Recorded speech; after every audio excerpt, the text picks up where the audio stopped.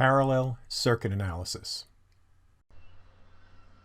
Let's now shift to parallel circuits and find the equivalent resistance of a parallel circuit. Recall, a parallel circuit is when the current comes out of the battery and it has a choice to make. Some charges will go this way, some will go this way. You cannot draw just one loop and cover both resistors. Right? One loop would go like this. You're only hitting one resistor there. And if I try the other way, I only hit the other resistor. So that's what a parallel circuit is. Let's start with the current. You have a current I coming out of the battery. This is conventional current, flow of positive charges. And it comes up here, and the charges have a choice. Some will go here, some will go this way. But whatever charges enter, the same amount of charges must leave. That's called the conservation of charge. So the current through this resistance, I1, and the current through this resistor, I2, have to add up to equal I. So I will split. Some of it is I1, some is I2. They'll rejoin, and then back at the other side, you're back to having the full current I. So I equals I1 plus I2 by the conservation of charge.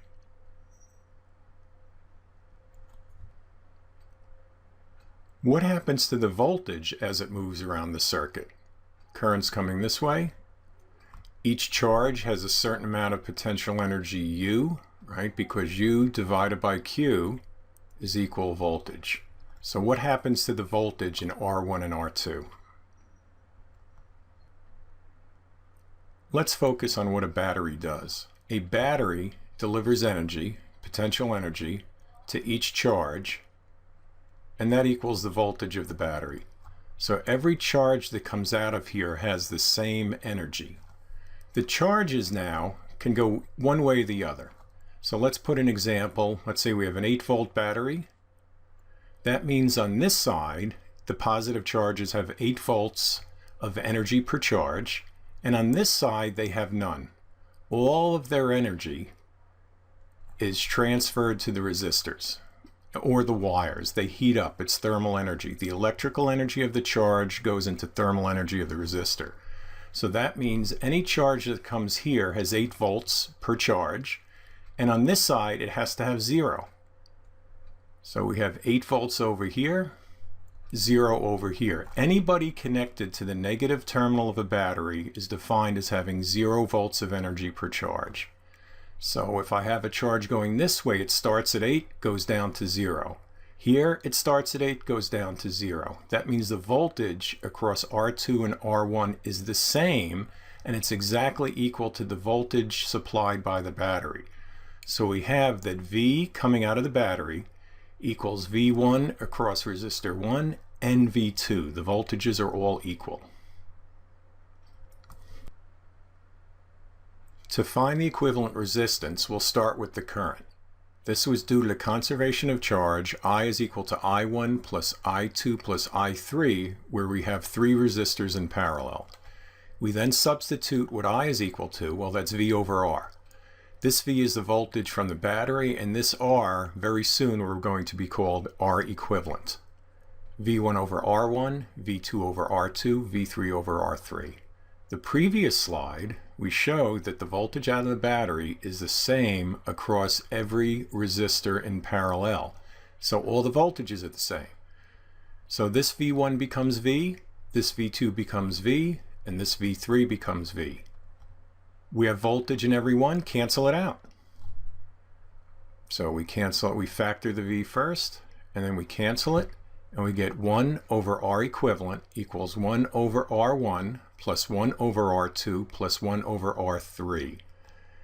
Now, when you solve these problems, a lot of people will do this part right, and then they'll say that the equivalent resistance is 1 over R1 plus 1 over R2 plus 1 over R3, but that's wrong. That's 1 over R equivalent.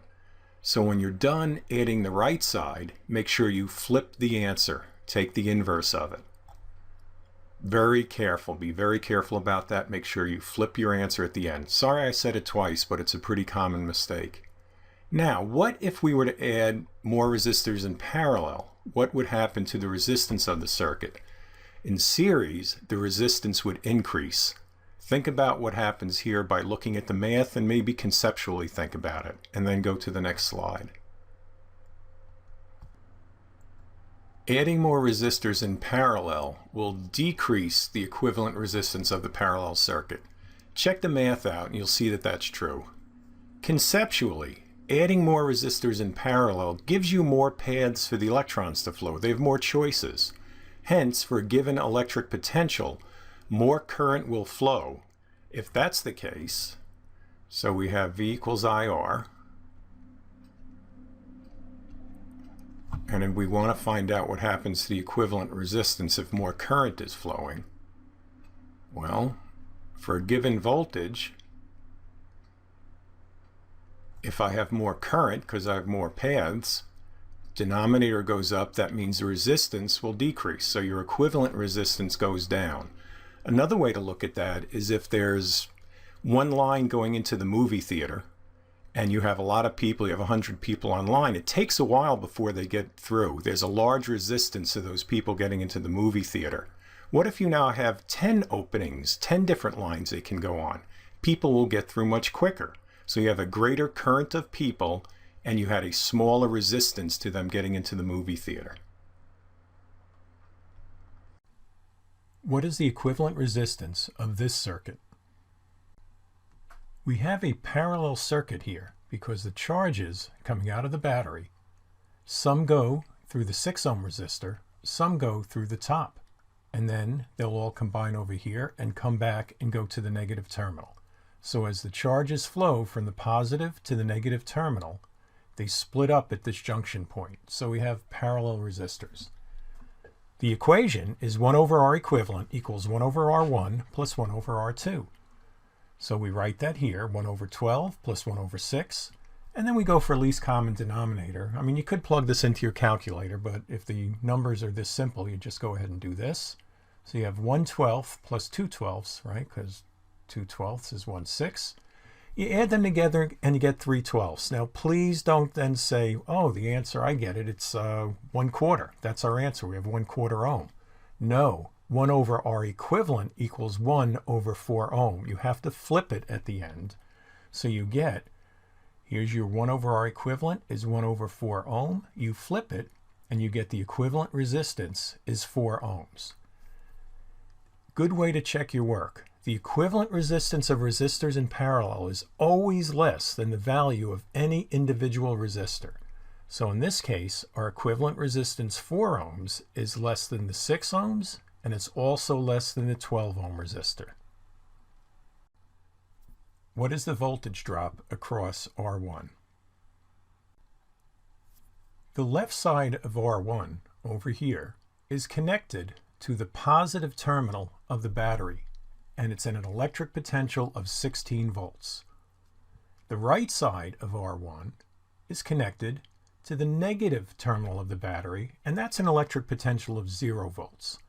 So the voltage drop, or decrease in electric potential, is 16 volts. You start at 16 and wind up with 0. So you drop 16 volts. What is the voltage drop across R2?